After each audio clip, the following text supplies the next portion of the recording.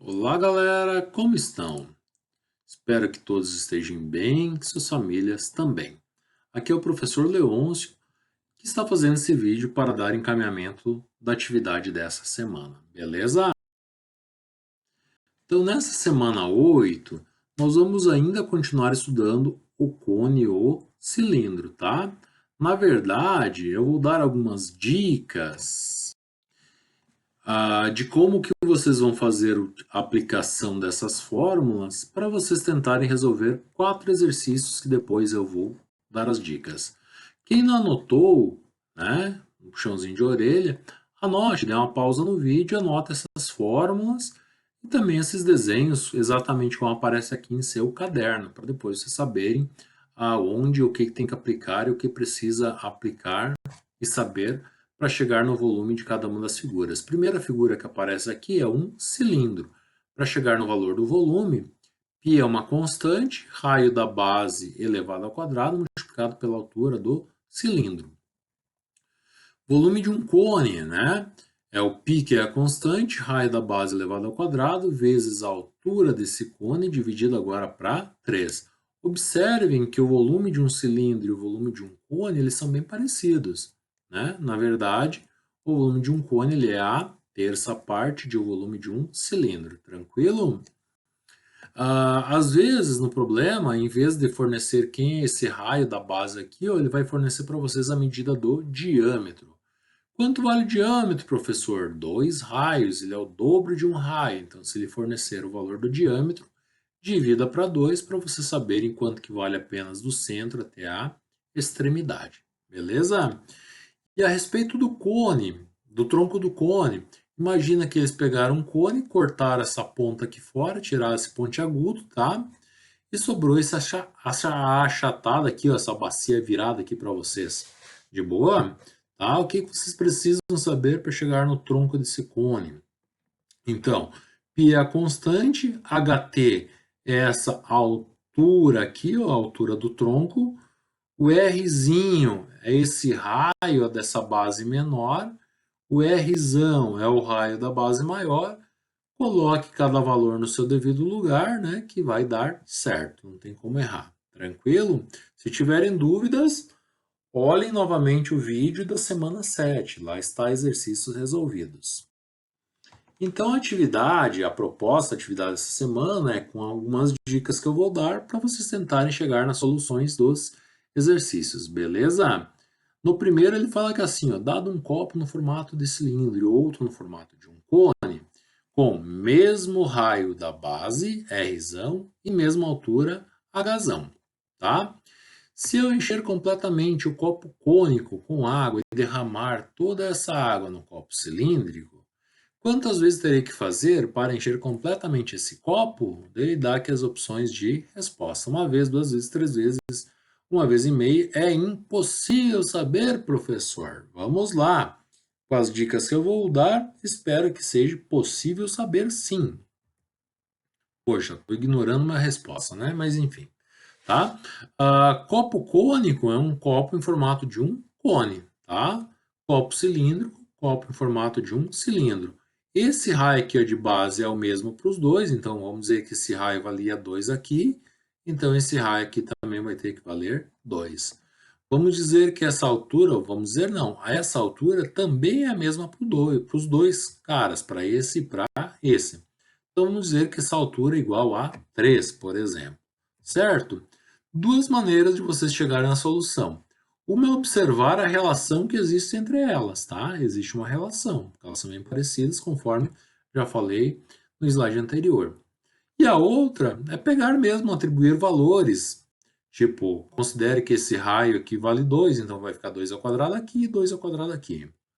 Considere que esse h é igual a 3, então aqui vai valer 3, aqui vai valer 3.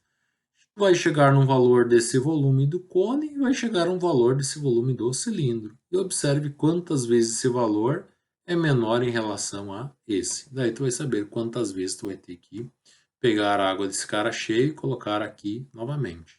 Ok? Beleza?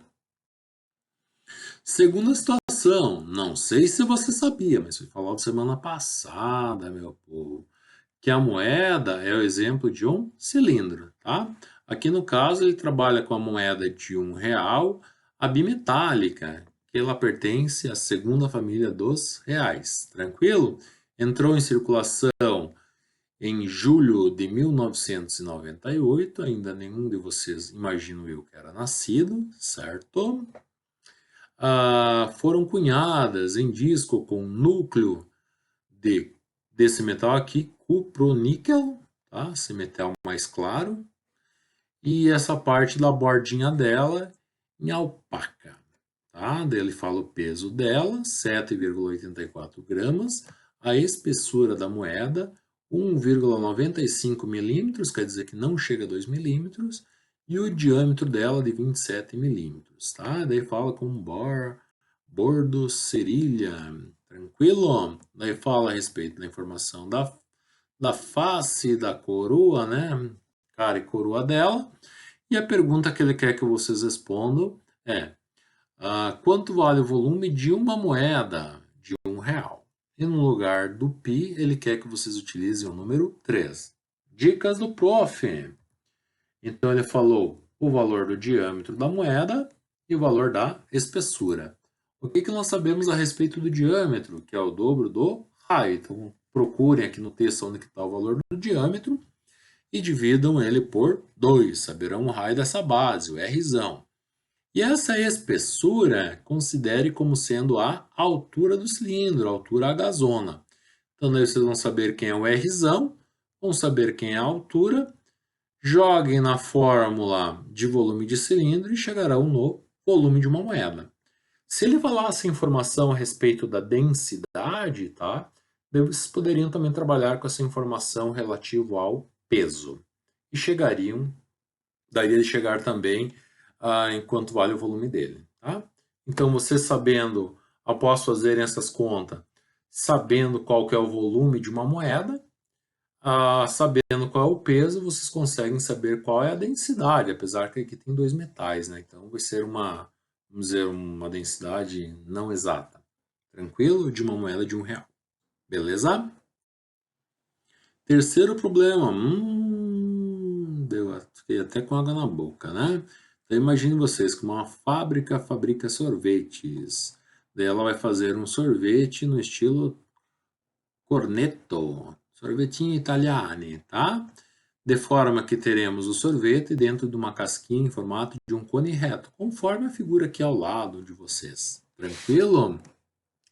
Se a casquinha do corneto tiver raio de base, essa informação é importante, ó, raio da base, e altura de 6 centímetros, qual o volume de sorvete, desprezando a espessura da casquinha? Então imagine que tudo isso aqui agora é sorvete, tá? Não tem casquinha, em centímetros cúbicos, que cabe dentro dessa casquinha, obviamente, né?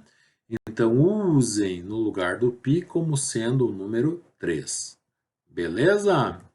Então, vocês, do problema, é só ler de novo, vocês vão chegar em quem é o Rzão. Do problema também é só ler aqui o enunciado. Saberão quem é o Hzão. Joguem os dois valores na forma de volume de cone, que eu já pedi para vocês anotar, e chegarão no resultado. Tranquilo? De boa? Quarta e última tarefa da semana, último exercício da semana. E depois é só revisar. Mafalda trabalha em uma fábrica de cristais, no setor que produz copo de cristal em formato de tronco de cone, conforme figura abaixo. Tá aqui a figura abaixo. E ele quer saber o volume de um copo de cristal que Mafalda fabrica. No lugar do π, utiliza o número 3. Então ele falou aqui, ó, Rzão. Até aqui escrito para vocês, ó, entre parênteses, raio da base maior. Rzinho, está escrito entre parênteses, raio da base menor. E a altura do tronco do cone, que é o HT também aqui para vocês. Peguem esses valores, joguem na fórmula de tronco de cone e não tem o que errar. Tranquilo? De boa, facílima tarefa, professor. Então, mãos à obra, não percam tempo. Então, aqui assim como dica, professor Leôncio, né? Orientamos que para esta semana vocês resolvam os exercícios apresentados nesse material em seu caderno. Releiam os exercícios resolvidos na semana 7 Caso tenham dúvida de como resolver cilindro, tronco de cone ou cone, e preste atenção também nas dicas que foram fornecidas para vocês. E daí não tem como errar. E assim mesmo, se surgir alguma dúvida, podem nos enviar pelo Teams. No mais, bons estudos a todos e aquele abraço, tá?